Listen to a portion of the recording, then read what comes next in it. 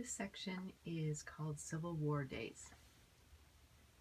Historians have never reached any general agreement about the causes of the Civil War. Some believe that slavery was the basic cause. Others think that the war resulted from economic rivalry between the industrial North and the agricultural South. Most agree that many factors, not just one, contributed to this situation that finally developed into the Civil War. Certainly, slavery was basic to the issue.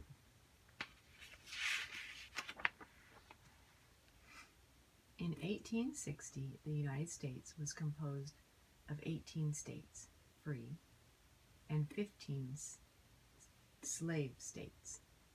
Abraham Lincoln called the nation a house divided, half slave and half free. Actually, the United States had three great sections: the Northeast, the South, and the West. Each section had a different type of economy. Industry and finance dominated the Northeast. The South relied on farming and produced much crops as cotton, tobacco, and sugar, mainly for export to Europe. The West also had an agricultural economy, but it grew a greater variety of crops than the South did, and sold most of its produce to the Northeast. When the war began, 11 states fought for the Confederacy. They were the states south of Virginia and Tennessee, and west, including Texas. The 23 Union states stretched across the country from New York to California.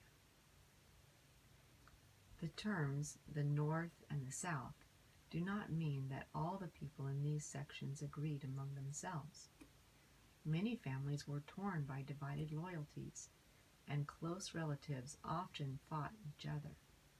Men from every state fought in both armies. In the Western theater of the war,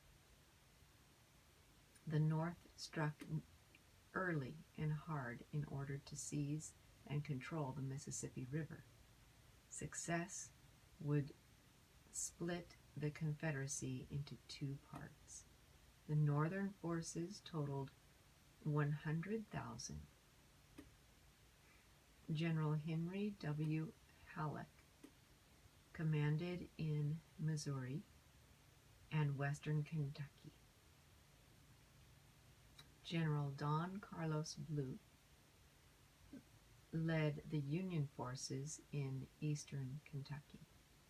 General Albert Sidney Johnston commanded Confederate forces in Kentucky.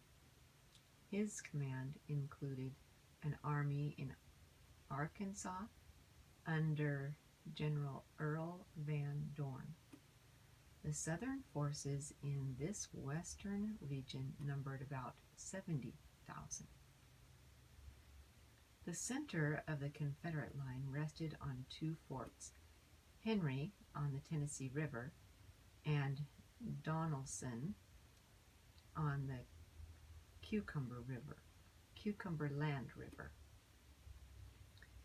If Union forces could capture these forts, the whole Confederate position in Kentucky and western Tennessee would collapse. General Ulysses S. Grant, commanding officer under Halleck in western Kentucky, grasped this fact. He easily captured Fort Henry. Let me show you some pictures right here. The old homestead in the winter. And Limerick Academy, Limerick, Maine.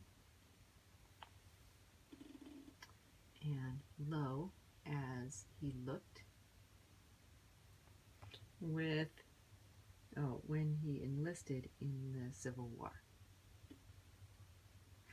And you'll find out that there are 2 times when he enlisted.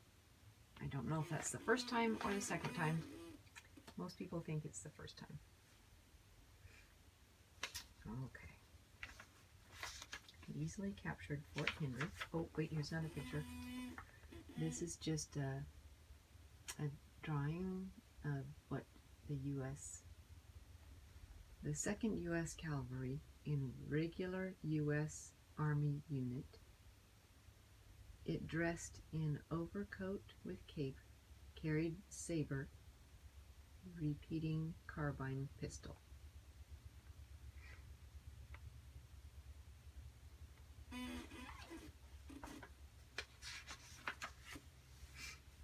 Okay, so this sentence goes,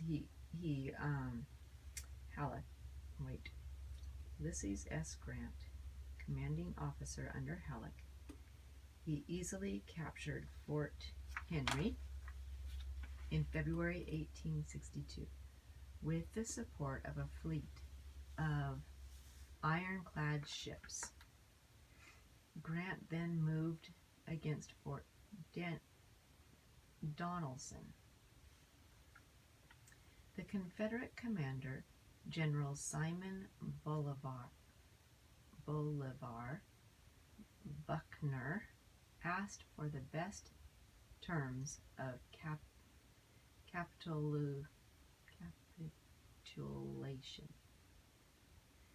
Grant replies, "No terms except an unconditional and immediate surrender can be accepted." Fort Donelson was captured with nearly 15,000 Confederate troops. The stumpy, silent general gained the nickname of Unconditional. Of Unconditional Surrender Grant, and became a national hero. World Book Encyclopedia.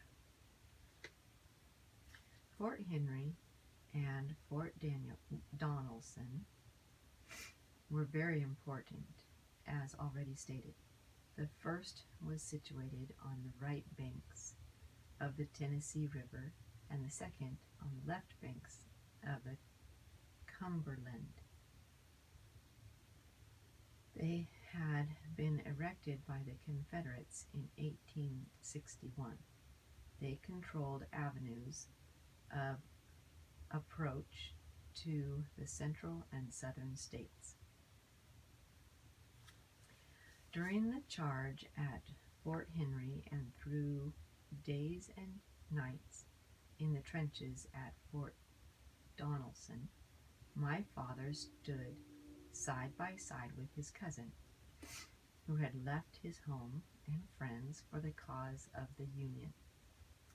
They were great comfort to each other. On April 5th, 1862, they had landed in the Pittsburgh Landing on the Tennessee River in Tennessee, and had marched 2 miles west, where they camped by an old log chapel known as Shiloh Church. Grant and Sherman were in command. Before dawn of the next morning, the Federalists were surprised with an attack from the Confederate Army under the leadership of A.S. Johnston and Beauregard, and were driven back from their lines with a heavy loss in men and guns. But the second day, General Lew Wallace and D.C. Buell came with reinforcements that largely outnumbered the Confederates and regained their first position, forcing the Confederates to retreat to Corinth. The Confederates lost over 10,000 men, while the Federalists lost 13,000, one of which was Low's cousin. As his cousin's life ebbed away, Lowe knelt by his side in the sand and offered a prayer for his cousin he would leave behind. Years later, when his little daughter, Ora, asked for a tale of the war, Lowe composed a narrative poem about his cousin's death, but he did not mention the cousin's name. Among the list of those killed in this regiment at Shiloh is the name of one John Watson of Limerick, killed the 6th of April, 1862, in the Battle of Shiloh. This undoubtedly is the cousin about whom the poem was written. A dream. My little daughter pleaded that I tell her a tale of the war, where men received scars for the stars and bars, and the union we all enjoy. Memory brought quickly back the terrible roar and the rattle, the raids that were long, the jests and the songs, the camp, the siege, and the battle. I thought of one, a cousin, who had forsaken his home with me to put on the blue in dark '62, and had marched to the Tennessee. In the charge at Fort Henry and in the trenches at Donaldson, standing side by side midst a fiery tide, he came safely through to still march on. 'Twas on the 5th of April, the eve of that dreadful Shiloh. We had sung a song as we tramped along from the landing down below. Then, chatting still together, we were speaking of the years before, when we tried to pass the boys of our class and wondered if we'd see them more. Then, speaking quite low, said he, my home I ne'er more shall see. Perhaps you will leave, but tomorrow's eve, your cousin by the Tennessee.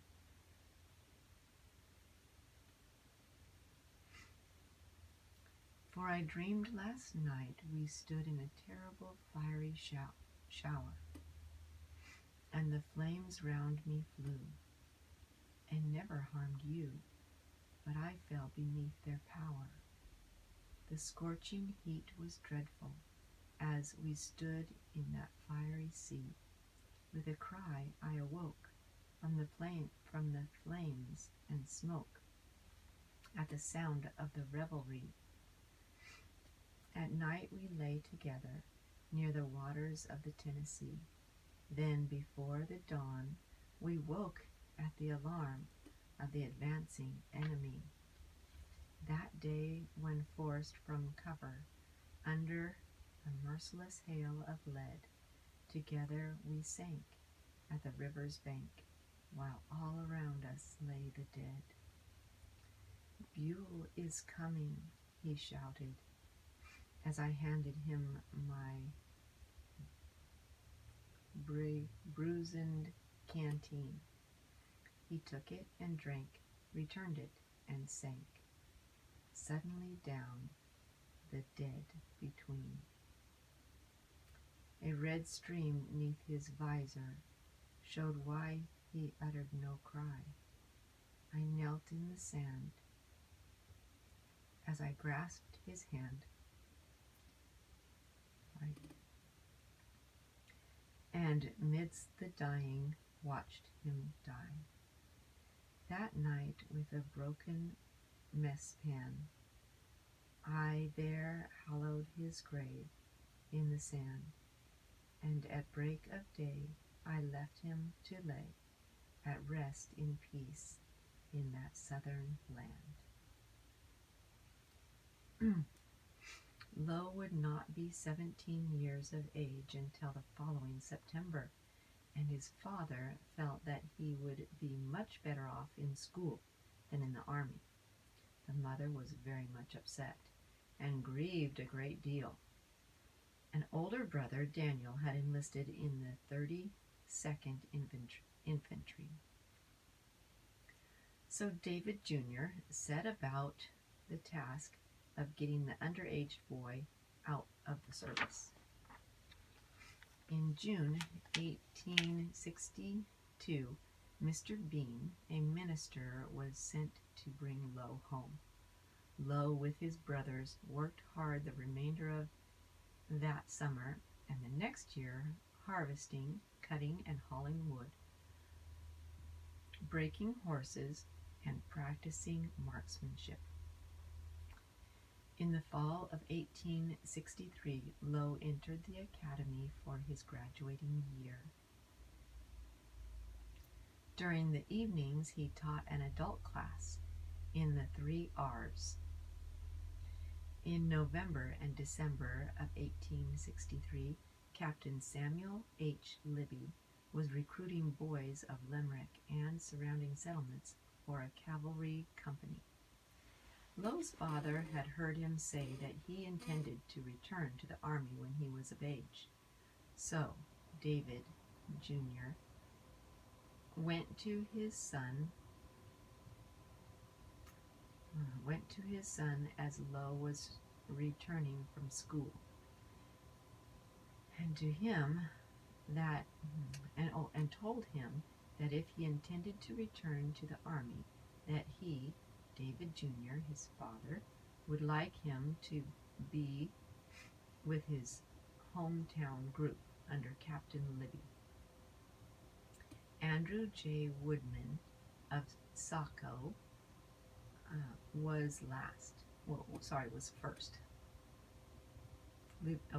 was first lieutenant, and Wilson H. Moody of Kennebec was second lieutenant. These 3 young men were fine fellows and friends of the Watson family. Lowe was so thrilled at the news that he tossed his books aside, threw his cap in the air, and ran down the hill to the village, where he enlisted in the 2nd Volunteer Cavalry, Company L. This was December 9th, 1863. From the Adjutant General's report in 1864 through 1866, Volume 2, page 90, that I found in the library at Bangor, Maine, I copied the following.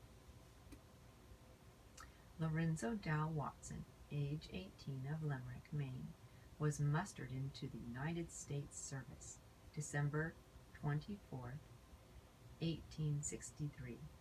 Quota of Limerick, 2nd Regiment, Cavalry Company L. 2nd Regiment Cavalry, Maine, organized and mustered into the United States service at Augusta, Maine, January 12th, 1864, for the term of 3 years by Captain Bailey and Lieutenant Fessender. After the quotas of the cavalry regiment were filled, the men were sent to Camp Coburn,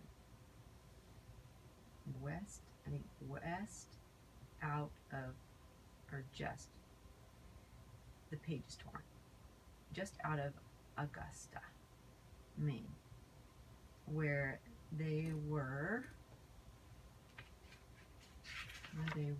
stationed for some time, organizing the battalions.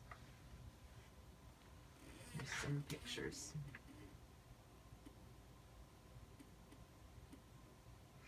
And some writing there. This picture here says, "What God has joined, let no man put asunder." But this writing, I don't know. Limerick, Maine, and Watson, but that doesn't.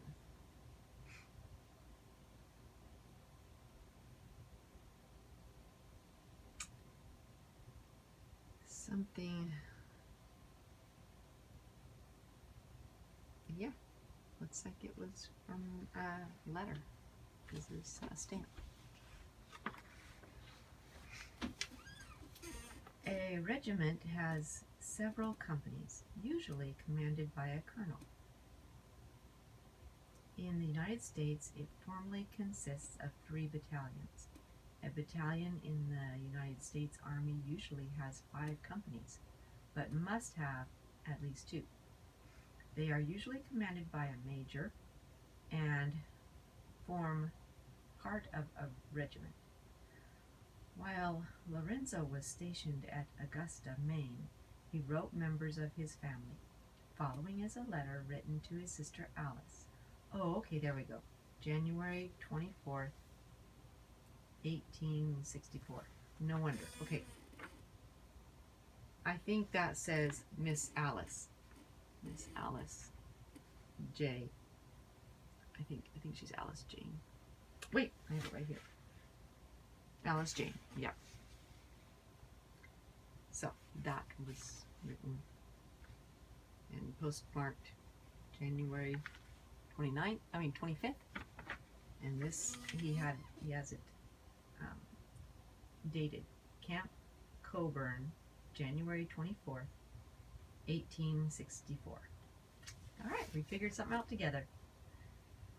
Dear sister, I seek myself to inform you of my health. My health is good, and I enjoy myself first rate. I arrived here last Wednesday evening and have not had time to write before.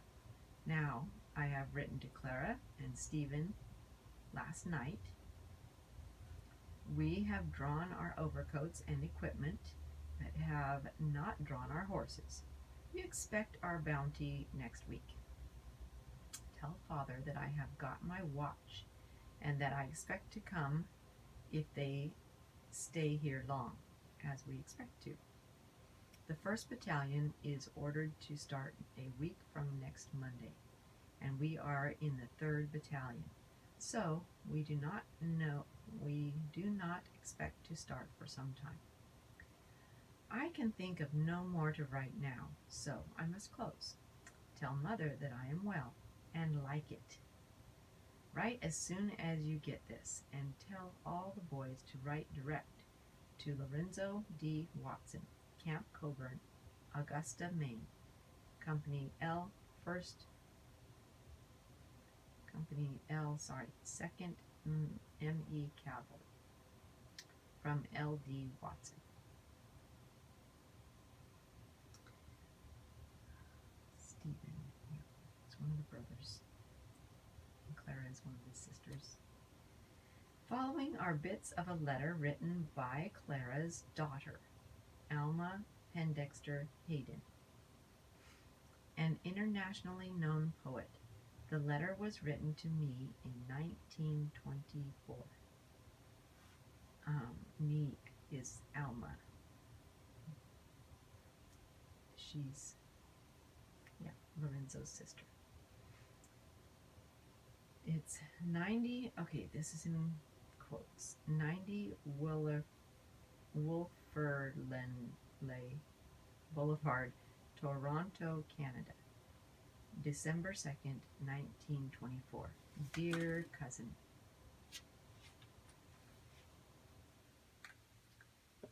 but when you think that I can remember your father in his soldier suit of blue, and still recall the songs he sang in a fine young tenor, just before the battle, Mother. Oh, that's the name of the song, Just Before the Battle, Mother. When you think of that, you realize that I am growing old in years, if not in spirit. When I was such a little girl, your father used to write me such interesting letters from the South. He was very gallant, and I was so proud to be thus noticed. I can see now he must have been such an affectionate and loving lad. Mother was weeping all through the war, so filled with anxiety for her brothers, 3. One a surgeon in the Navy, one in the infantry, and for a time in Libby prison, and Uncle Lo in the cavalry. How they all loved their sister Clara. Isn't it lovely that you, after years, have visited the scenes of your father's boyhood and have drawn together the broken threads of relationship, a pilgrimage to be glad of? And I have seen the little cousin your father named for me because he loved me, and though in the sweetest name and thought it the sweetest name he knew.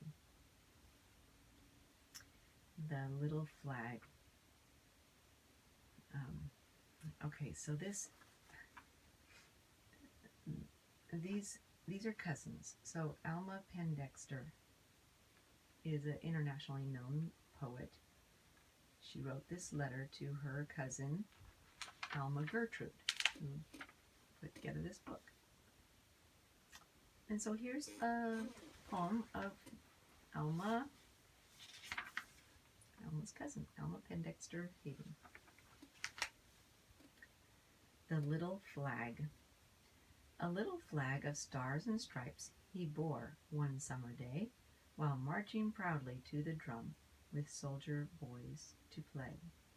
I press the flag against my cheek, it seems to bring him near, then place it back with broken toys, unused for many a year. And when the flags are all afloat, what joy could I but see? My little lad with starry flag come marching home to me. The above poem and the one that follows were taken from the book of poems entitled Soldiers' Songs, written by this Alma Pendexter Hayden. You readers will be interested to know that in this book that I own are letters from Queen Mary, Windsor Castle, Duke of Connaught, Ottawa, Canada, Princess Patricia Connaught, Ottawa, Canada, and King of Belgium, all in recognition of the beautiful poetry she has written. Okay, this one is called On New Year's Day. By the fireside she is sitting, fingers busy with her knitting, but her heart is at the front, long miles away, where a boy she loves is lying in the trenches, maybe dying, and she longs to send him word on New Year's Day. By the meadows and the wildwood, through the happy hours of childhood, in her school days, faithful comrade at her side. Now the old scenes are so lonely, and she's dreaming of him only, who is parted from her by the distance wide, but the picture of her sitting by the fireside with her knitting comes to him as life is fading fast away, and the message, all unspoken, cheers his heart with loving token for the girl he'll never see on New Year's Day. Lo was 6 feet tall and weighed 180 pounds. He had an abundance of fine medium light hair and large gray-blue eyes. He was a handsome specimen of a man who had never known a day's sickness up to the time he went into the service. Lowe's battalion was shipped to Florida and stationed at Barrancas.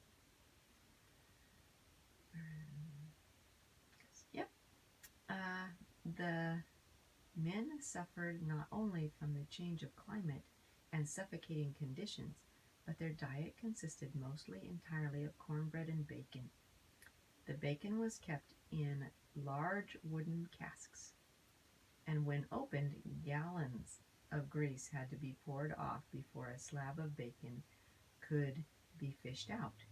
The hot southern sun had rendered the grease. No wonder they sang, "Our cabbage broth dished out in a 6-quart pan, a teaspoonful for every man. Hurrah for the Northern Army." The sanitary conditions were terrible. Perhaps it would be better to state there were no sanitation.